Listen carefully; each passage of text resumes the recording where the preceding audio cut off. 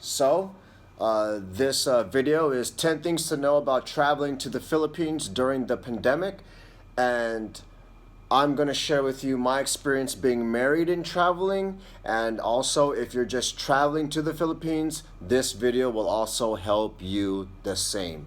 So without further ado, number one, have patience and make sure you're ready.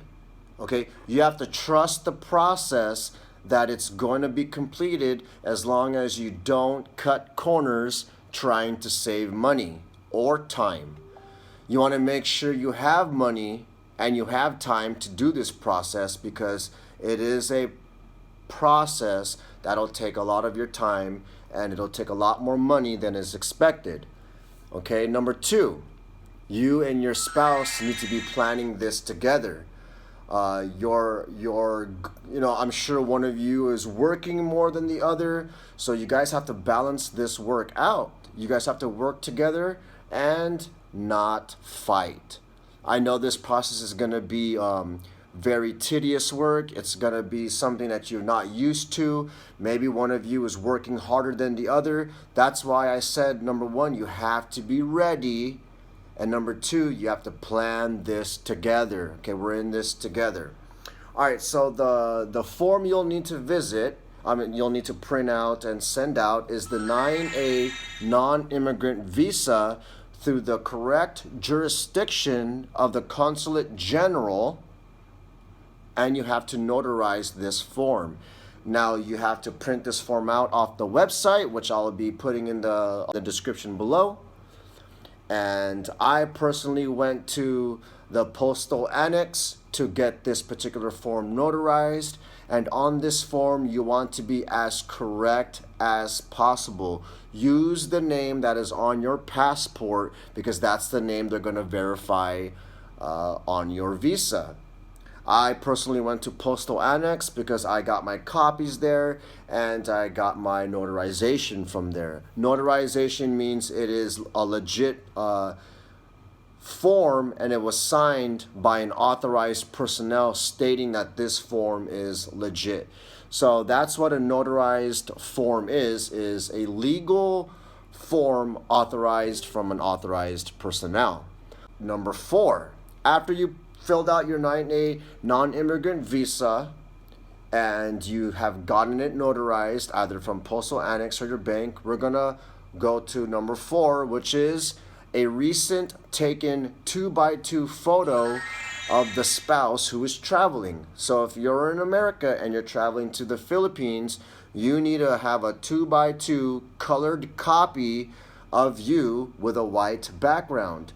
Now, I also, at the same time, went to Postal Annex and had them print me out a 2x2 photo, and this is a nice photo, and they actually gave me two of them.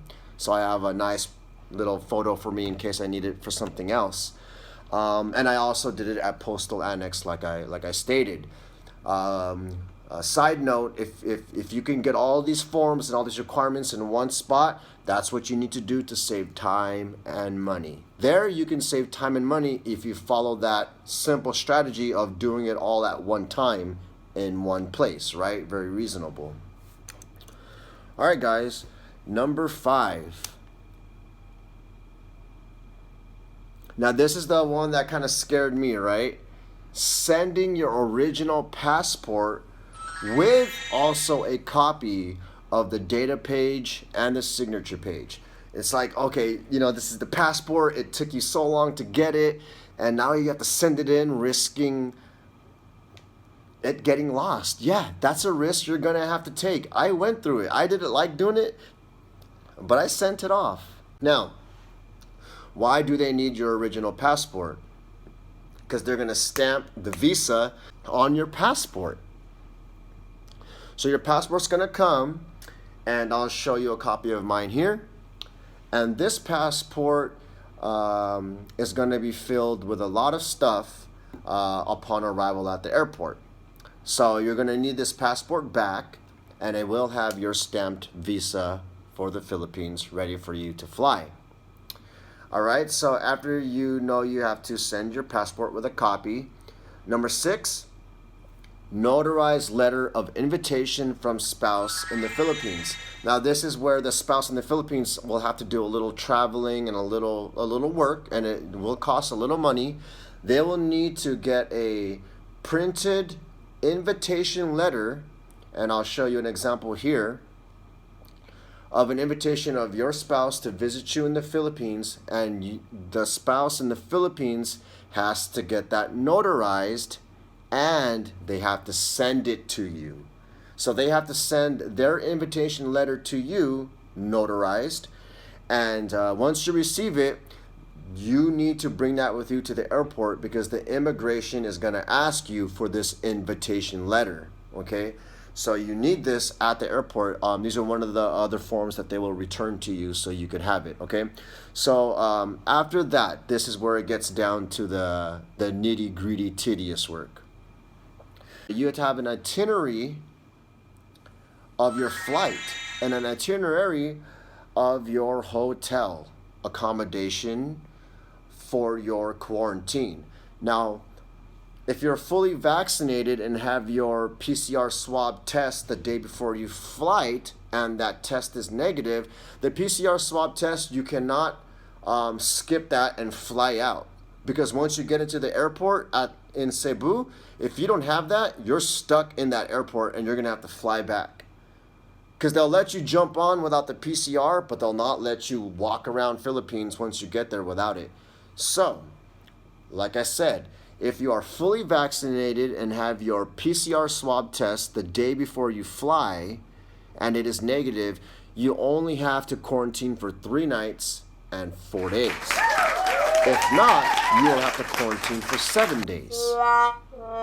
Now, if I were you, when you're booking your hotel room, I would reserve a hotel room with the 3 meals a day paid for your quarantine. Because if you don't pay for the 3 meals that the hotel offers you, you're going to have to come to this hotel room with what's in your bag. And I'm sure you guys don't have a lot of good food in your bag, especially things that will keep you energized. I'm sure you guys will have snacks, but I'm talking about meals.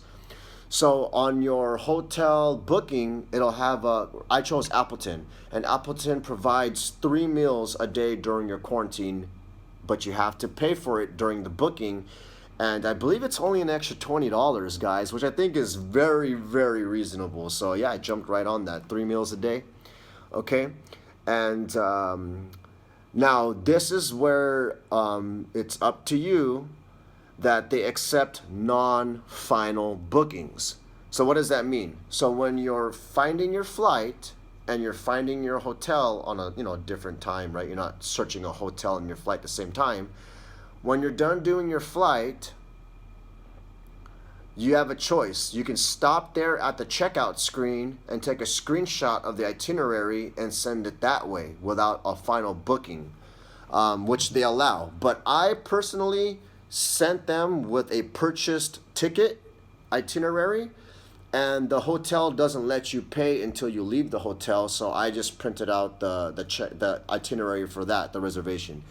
So yes, you could just screenshot the checkout screen without paying for your flight, but I recommend you not risk anything and buy your flight, reserve your hotel, print out those itineraries, right? This is the same place you could print out where you got your 2x2 photo taken.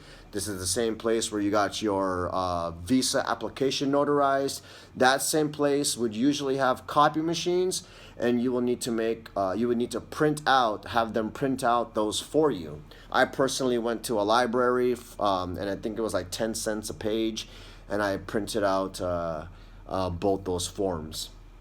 I think it was a total of like $5 to print out all the pages for the itineraries. Okay? And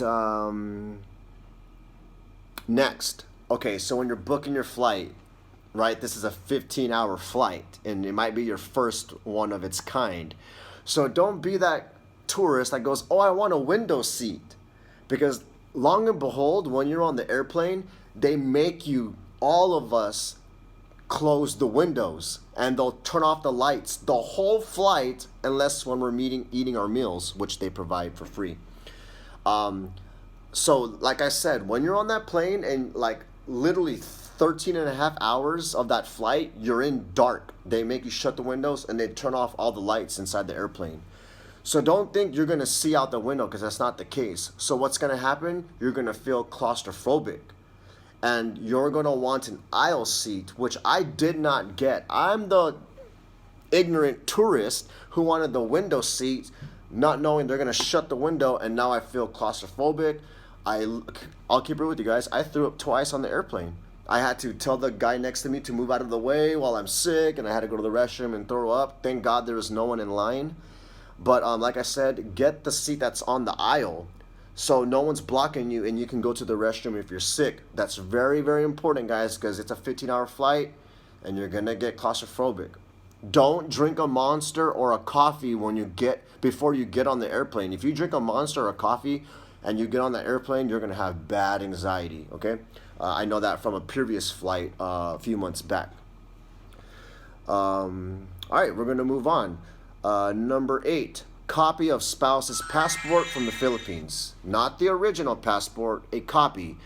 And this copy of the passport must have the data where it says your name and passport number, and also the signature page which you signed.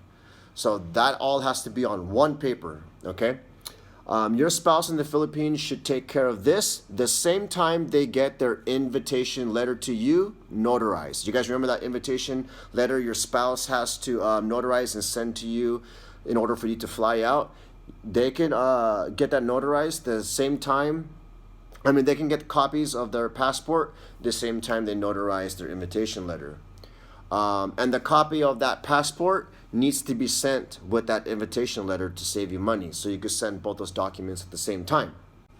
Okay, now we're going to get down to the payment. We're almost done, guys. Thank you for staying tuned. Now, this is where I got a little frustrated, knowing that I could have expedited this for $10 and got my visa in 2 days. Literally, once you send it out, you can get your visa back in 2 days by expediting it, which they didn't tell you on the checkout screen. You have to go to a different screen on the website that tells you the costs. And then you can see it says $10 to expedite, which nobody ever goes to that page, right? They just go to the form, the checkout, how much it costs, and then boom, right? So a cashier's check.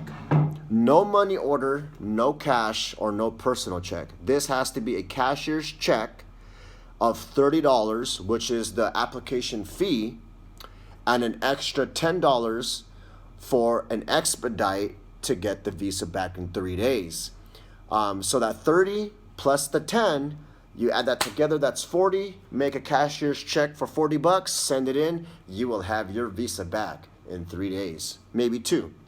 I know someone from a Facebook group that got his back in the next day, 2 days later. So expedite it for the $10, guys, because if not, you're going to be doing what I did and waited 3-4 weeks wondering if they got it or not.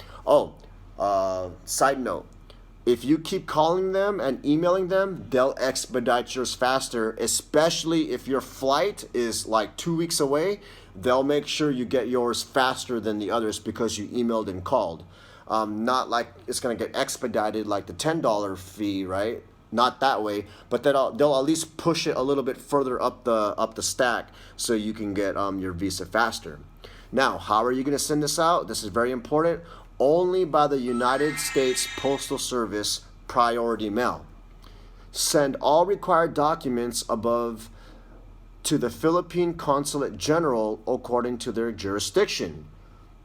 If you're married online, like me, through the Utah County, you have to send it to the San Francisco Consulate General. Thank God we got married out of the state of Utah online, and our jurisdiction is San Francisco. Thank God. So I mailed all this stuff by the U.S. Postal Service to the Consulate General in San Francisco.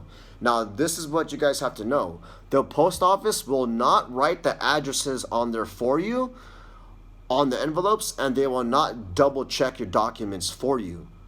The only thing they will help you with will be with preparing of the stamps that you put on the return envelope, which you also have to buy. So that return envelope is going to be folded. It's going to be put in the priority mail envelope with all your documents, and it's all going to be sent out. What that return envelope is for is so when the consulate approves your visa, they'll put your passport in that return envelope that you already paid for and stamped, that you mailed, that you put the address for yourself, and they'll mail you back the passport. The consulate will not mail you the passport if you do not put a return envelope with the amount of stamps required before you send it out. They just won't send it out for you if you don't have that return envelope in the original priority mail envelope you send out. If you have any questions on that, I know that's a little bit complicated, leave it in the box below and I will respond to you, me or my wife. The only thing they will help you with will be preparing of the stamps of the envelope, and the return envelope is to return your passport stamped with your visa and your invitation letter that your spouse sent you. Now, I know this process is very, very tedious work, but this is literally my experience by detail. I actually thought about this, and it's never going to be perfect, guys. It's never going to be perfect. But if you follow this strategy, because I'm for you guys, I'm not here to make money off of you or anything like that. I'm not charging you for this information. This is free information, so take it. And I promise you, look, I'm here in the Philippines right now. You don't believe me? I'm from LA, okay? I'm in the Philippines right now. I'm not in it, okay? So this is all legit. I'm not lying to you. And I just really hope you guys make it to your spouse, because I couldn't live without mine, and that's why I'm here. So without further ado, guys, if you guys haven't yet, like, share, subscribe, comment in the box below, share it with your friends. Let's make this world a better place, and let's just keep going for love. All right, catch you guys later. God bless, and peace.